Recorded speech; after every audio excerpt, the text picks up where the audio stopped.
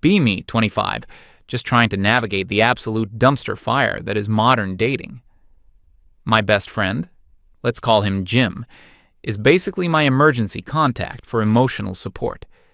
We've known each other forever, and he's usually the only one who gets it. Or, at least, he used to be. We were at our regular coffee spot a few months back. I was having one of those days where every man on the planet seemed to be personally trying to annoy me. My phone was practically buzzing with notifications from dating apps, each one a fresh new disappointment. I showed Jim my screen, just to prove I wasn't exaggerating. The profile of some guy, probably late 20s, was up. Standard handsome-ish face, generic bio about liking hiking and craft beer. But then there was the third picture. The classic, the infamous, the unforgivable fish picture. A grown man, holding a dead fish, smiling like he'd just solved world hunger. I physically recoiled and swiped left, with such force I nearly dropped my phone. Jim just looked at me over his mug and asked what was so wrong with that. I had to actually explain it to him. It's not about the fish itself. It's about what the fish represents. It screams a total lack of self-awareness, zero creativity, and an almost certain guarantee that his entire personality is outdoorsy. He probably thinks a perfect date is waking up at 5 a.m. to go sit in a swamp. Jim just nodded slowly, like he was trying to process some complex algorithm. He said maybe the guy was just proud of his hobby. That's the thing with Jim. He always tries to see the other side of things, which is really just code for defending mediocre male behavior. I moved on to my next complaint, a guy I actually went on a date with the week before. He seemed promising at first. Good job, dressed well, could hold a conversation. We were talking about TV shows, and he asked if I'd seen this one particular sci-fi series. I told him I hadn't gotten around to it yet. That should have been the end of it. A normal person would say, "Oh, you should check it out," and move on. Not this guy. He proceeded to give me a full 5-minute unsolicited lecture on the show's intricate plot, character arcs, and thematic depth. He wasn't just telling me about it. He was explaining it to me, as if I were a child who couldn't possibly grasp the concept of a space opera without his expert guidance. I just sat there, smiling and nodding, while inside I was composing a doctoral thesis on the pervasiveness of male condescension. When I recounted this to Jim, his first question was whether the guy was maybe just excited about the show. I had to tell him that intention doesn't negate impact. It was classic mansplaining. He was assuming a position of authority on a topic for no reason. Jim got this thoughtful look on his face and said, "But isn't that just what people do when they're passionate about something? Try to share it?" I told him it was different when a man does it to a woman. It's about the underlying dynamic. He didn't argue further, just took a long sip of his coffee. That's his signature move, the silent retreat. Honestly, these conversations became our routine. I would experience the daily gauntlet of low-effort men, and he would be the sounding board for my frustrations. It wasn't just dating, it was everywhere. The guy at the electronics store who talked to my chest while explaining phone plans, the coworker who called me buddy in meetings, the endless stream of men online who thought "hey" was a complete sentence. I would bring all of this to Jim, expecting solidarity, and what I'd get was quiet, frustratingly logical neutrality. He never outright disagreed with me, but he never fully agreed either.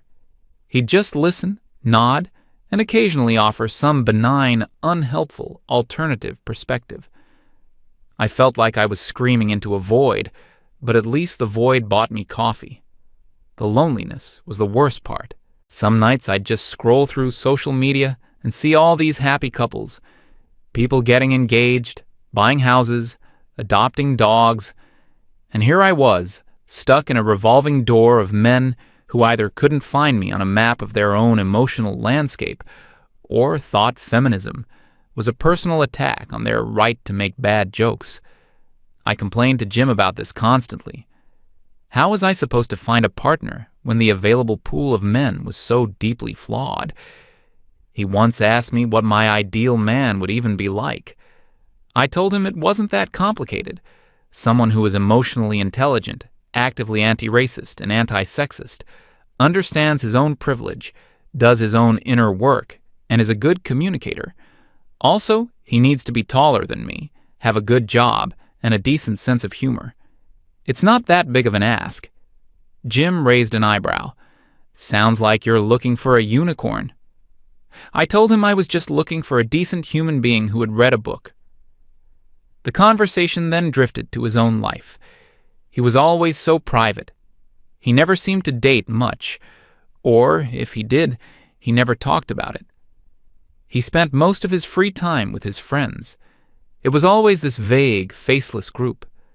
Going to play board games with the guys. Grabbing a beer with my friends. I never met them, not once. In all the years we'd been friends, he kept that part of his life completely separate. I tried asking about them once or twice. What are your friends like? He would just give a non-committal shrug. They're just guys. We play video games, watch sports. You'd be bored. I remember feeling a little hurt by that. Like he thought I was too one-dimensional to hang out with a group of normal guys. But I let it go. He was entitled to his own space, I guess. Thinking back, there was one time he tried to bridge that gap. It was probably about a year ago. He came to me all excited, saying he wanted me to meet one of his friends. He described the guy as sweet, smart, and a really talented musician. I was skeptical, given my track record, but Jim seemed so earnest about it. He swore this guy was different. So I agreed. We met for drinks at some quiet bar. The friend was fine, perfectly nice, a little shy. He had kind eyes, I guess. He talked about his band and his job in IT. It was all very standard. I decided to steer the conversation toward something more substantial. I asked him what he thought about some of the big social issues happening at the time. He just blinked at me. He said he didn't really follow politics. A grown man in this day and age, admitting he willfully ignores what's happening in the world. Red flag number 1. I tried a different angle. I asked him what kind of books or movies he was into. He mentioned a lot of blockbuster action movies and fantasy novels. Nothing wrong with that on the surface, but it was clear he wasn't consuming any media that would challenge his worldview. I asked if he'd ever read any prominent female authors, just out of curiosity. He admitted he probably hadn't, not since high school English class. Red flag number 2. The rest of the evening was just polite, excruciating small talk. He was a perfectly nice cardboard cutout of a man. There was nothing there, no depth, no critical thought. After he left, I told Jim it was a no-go. I explained that while the guy was nice enough, he was completely unself-aware. He was living in a bubble, completely oblivious to the societal structures he benefited from. Being with him would be exhausting. It would be a constant educational project, and I was not looking for a student. I was looking for a partner. Jim looked genuinely crushed. He said he thought the guy was just a bit introverted and that he was a really good person once you got to know him. I told him that being a good person was the bare minimum. It wasn't enough. After that, he never tried to set me up with anyone again, and honestly, I was relieved. It just proved my point that he didn't really understand what I was looking for. So life continued. The bad dates piled up, and my venting sessions with Jim became more frequent and more intense. He became more and more quiet during them. His silence started to feel less like patient listening and more like judgment. He would just sit there with this unreadable expression while I poured my heart out. It started to feel like he was on their side. Then came last week. It was a Tuesday night, I think. I was at home mindlessly scrolling through my phone, trying to numb the Sunday scaries that had already started. I was on a social media app, looking at stories. And then I saw it. A post from a mutual acquaintance, someone from our old college group. It was a picture from a birthday party or some kind of get-together. In the photo, tagged and smiling, was Jim. He was standing in the middle of a group of about 5 other guys. I didn't recognize any of them. They all looked normal. They were laughing, holding drinks. They looked like a close-knit group of friends. My first thought was, oh, so these are the guys. The mysterious, nameless, faceless friends he always talked about. I zoomed in on the photo. They were all around our age. They looked like perfectly regular guys. One was kind of cute in a nerdy way. And then a second thought hit me, and it was like a bucket of ice water being dumped over my head. He'd been friends with these people for years. I'm his best friend, and I've never met a single one of them. I just stared at the picture, the smiling faces mocking me. All this time, I'd been complaining to him, telling him how I couldn't meet anyone decent, how I felt so alone. And he was sitting on a secret stash of single, seemingly normal men. It wasn't just that he hadn't introduced me. It was that he had actively hidden them from me. He had deliberately kept our worlds from colliding. The more I thought about it, the more the anger started to bubble up inside me. It felt like a profound betrayal. What was his reason? Did he think I wasn't cool enough for them? Was he ashamed of me? Or was it something more sinister? Was he protecting them from me? The thought was so insulting, it made me sick to my stomach. As if I were some kind of monster they needed to be shielded from. Me, the one who was constantly being let down and hurt by men. It was the ultimate hypocrisy. He would sit there and listen to my struggles, pretending to be my ally, all while gatekeeping a potential social circle from me. This wasn't just him having separate friends. This was a conscious, deliberate act of exclusion. I couldn't let it go. I had to confront him. My hands were shaking as I found his name in my contacts and pressed the call button. He answered on the 3rd ring, his voice calm and casual. "Hey, what's up?" I didn't even bother with pleasantries. I saw the picture. There was a pause on his end. What picture? He was playing dumb. That made me even angrier. The picture from the party, with all your friends, the ones I've apparently never been allowed to meet. The line went quiet for a few seconds. I could almost hear the gears turning in his head as he tried to figure out a way to spin this. "Oh, that," he finally said. "That was just a casual thing. It wasn't a big deal." "It seems like a big deal to me, Jim. You have a whole other life you've never told me about." His voice got a little defensive. "They're just my friends. We play board games. It's not that exciting. I told you. You'd be bored." "Don't treat me like an idiot," I snapped. "You've been actively hiding them from me for years. Why?" He sighed. It was that same weary sigh he always used when he didn't want to have a real conversation. "It's not like that. It just never came up." "It never came up? I've been telling you for years that I feel isolated and can't meet anyone. And you've had a group of single friends this whole time that you've kept completely hidden.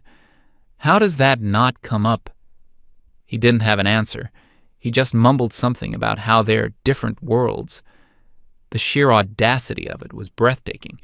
He was treating me like I was the unreasonable one for being upset. I felt a surge of indignation. This is unbelievably sexist, you know that? You have your little boys' club, and I'm not allowed in.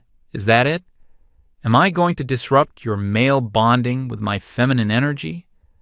"Come on, don't be ridiculous," he said, his voice starting to show a hint of annoyance.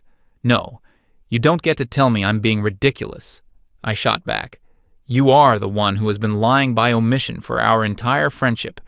I tell you everything about my life, every struggle, every bad date, and you've been keeping secrets." The conversation went around in circles for another 10 minutes. He refused to give me a straight answer. He just kept repeating the same lame excuses. "It's not personal. It's just my own thing. You're overthinking it." Every word out of his mouth was just another layer of dismissal. He wasn't just hiding his friends. He was invalidating my feelings about it. Finally, I couldn't take it anymore.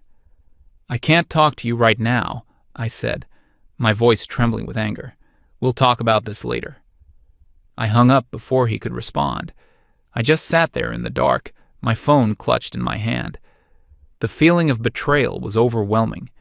He was supposed to be my best friend, the one person I could count on, and he had treated me like a liability, a problem to be managed.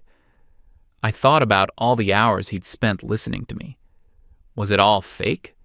Was he just sitting there, silently blaming me for my own loneliness, while actively contributing to it? The more I replayed our conversations in my head, the more it all made sense. His quietness, his non-committal answers, his refusal to ever truly take my side. It wasn't neutrality, it was complicity. He saw the world the same way all the other men did. He just hid it better.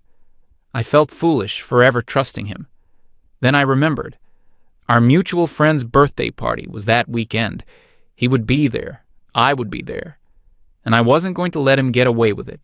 He wasn't going to hide behind vague excuses and phone calls. I was going to make him explain himself, in public. He owed me an explanation, and I was going to get it. He was going to have to look me in the eye and tell me why he thought it was acceptable to treat his supposed best friend like a secret to be kept. The anger was cold and hard in my chest now. This wasn't just about meeting his friends anymore. It was about the principle of the thing. It was about respect, loyalty, friendship, and he had failed on all counts. The party was in 3 days, and I was already planning exactly what I was going to say. The next 3 days were a blur of simmering rage. Every waking moment was consumed with replaying that phone call in my head, his weak excuses, his dismissive tone. It was like a movie I kept rewinding to find new details to be angry about. I thought about our friendship, all the years of it, and saw it through this new, ugly filter. Every time he'd quietly listened to me vent now seemed less like supportive silence and more like a calculated refusal to engage. He wasn't my friend. He was an observer, a researcher gathering data on the hysterical female to report back to his secret club of men. The thought made me feel paranoid and exposed. I considered calling some of our mutual friends to see what they knew, but I stopped myself. What would I even say? "Hey, did you know Jim has a secret life where he pretends I don't exist?" It would make me sound crazy. No, this had to be handled face to face. He needed to be held accountable in a space where he couldn't just hang up on me. I spent way too much time planning my outfit for the party. I wanted to look good. Not for him, but for me. I wanted to look confident and unbothered, like his betrayal was a minor inconvenience I was dealing with before moving on to better things. I settled on a black dress. Simple, classic, powerful. Armor. When the night of the party arrived, my stomach was in knots. It was a mix of anxiety and a weird, righteous energy. I felt like a lawyer about to deliver a closing argument that would win the case. The party was at our friend Sarah's apartment. It was already crowded when I got there.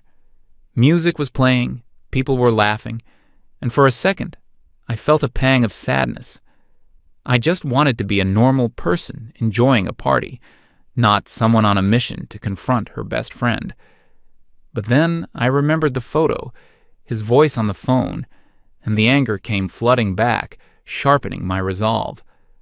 I got a drink and started mingling, making small talk while my eyes scanned the room for him. It took about 20 minutes, but then I saw him. He was by the kitchen, leaning against the counter, talking to a small group of people. He was laughing at something someone said. He looked completely relaxed, totally at ease. Seeing him so happy, so oblivious to the turmoil he'd caused me, was like pouring gasoline on a fire. How could he just go on like nothing happened? Did our friendship mean so little to him that he could shatter my trust and then just show up to a party and laugh? I watched him for a while, letting my anger build into a cold, hard certainty. He was talking to Sarah and a couple of other people we both knew well. Perfect. There were enough people to be witnesses, but not so many that it would become a huge, unmanageable scene.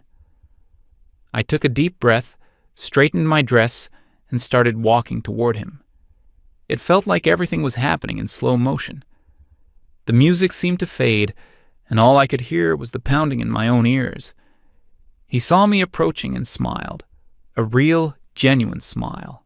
"Hey, Eva, I was wondering when you'd get here." The casual warmth in his voice was the final insult. I didn't smile back. I stopped a few feet from his group, making sure I had everyone's attention. Sarah noticed my expression, and her own smile faltered. "Is everything okay?" That was my cue. "No, actually," I said, my voice coming out stronger and steadier than I expected. "I was just hoping Jim could explain something to me. To all of us, really." The small group went quiet. Jim's smile vanished. He knew exactly what was coming. "I think our friends should know what a loyal and honest person you are, Jim," I continued, my voice dripping with sarcasm. "I think they should know that for years, while I've been telling you how lonely I am, how impossible it is to meet decent men, you've been hiding an entire group of single friends from me." His face was a mask. He didn't say anything, just stared at me. "I had to find out from a social media post. Like a stranger," I said, letting the hurt show in my voice. "My best friend has a whole separate life he's been deliberately walling off from me. I just want to know why. Am I not good enough for your friends? Are you ashamed of me? Or is this just some kind of pathetic boys' club where no girls are allowed?" I looked around at the others, who were all watching this exchange with wide, uncomfortable eyes. He won't give me a straight answer. He just feeds me condescending lines about how I'd be bored. So I'm asking you now, in front of everyone, what is the real reason, Jim? I crossed my arms and waited. I had him. He was trapped. He couldn't hang up. He couldn't walk away without looking like a coward. He just stood there for what felt like an eternity. The silence was so thick you could feel it. I could see a muscle twitching in his jaw. When he finally spoke, his voice was unnervingly calm. It wasn't the sound of someone who was cornered. It was the sound of someone who had made a decision. "You're right, Eva," he said, his eyes locked on mine. "You deserve an explanation." I felt a small flicker of triumph. He was finally going to admit it. "I did hide my friends from you, for years. That part is true." He paused, and it felt like the entire room was holding its breath. "But you're completely wrong about the reason." He took a small step forward. The others in the group almost subconsciously shuffled back, giving us space. "It was never about me being ashamed of you. And it was certainly not a boys' club. I was protecting them." I let out a short, incredulous laugh. "Protecting them? From what?" "From you," he said, and the words hit me with the force of a physical slap. My smile froze on my face. "You want to know my friends?" he went on, his voice still quiet, but now carrying an edge of steel. "Let me tell you about them. You saw that guy in the photo with the glasses? That's Henry. He's a software developer. He's one of the kindest, most genuine people I have ever met. He spends one Saturday a month volunteering at the local animal shelter, not because it looks good on a dating profile, but because he actually cares about animals." He didn't take his eyes off me. "Do you know what you would have done to him, Eva? You would have sat across from him at a coffee shop, and within 10 minutes, you would have decided he was unworthy. You would have dismissed his passion for video games as childish. You would have seen his shyness not as a personality trait, but as a fatal flaw.